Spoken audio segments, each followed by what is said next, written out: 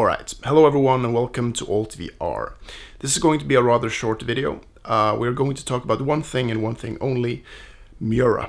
So, you may have read PlayStation VR2 reviews and heard rumors of this mystical effect. What is this? Why is this a problem? How big of a problem is it? And how, should you buy a PlayStation VR2 basically? Because this is kind of the only complaint people really have, I think. I do have some complaints with the tracking, but that will have to come in the full review, and you can subscribe for that. Today I'm just going to show you the MURA effect through the lens using this camera. I'm booting up Resident Evil 8, and I find that some dark scenes there are, quite illustrative of the MURA effect, and I'll show you and describe what it actually is, and maybe some things that you can do about it. So let's check out the MURA effect. Alright, so we're looking through the lens now, and you may immediately be able to see what the MURA effect is all about, but I'm also going to explain it.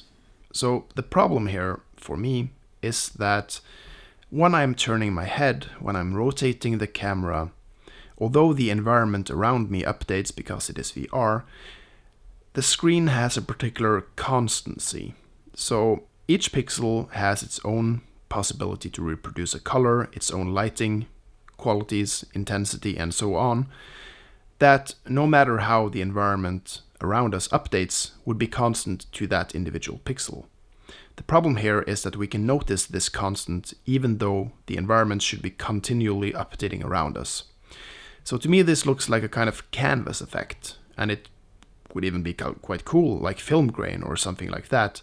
The problem is in VR we want constant updated imagery, and you tend to notice that constancy, and you can see it when things are turning here. Look for whatever looks the same throughout. Look for the patterns. And this is unfortunately an issue because it makes me feel like I'm looking on a screen.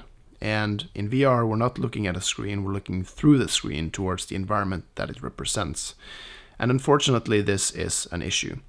So I'm going to experiment a bit more with reducing brightness and so on in future videos for my full PlayStation VR2 review, so you can subscribe for that.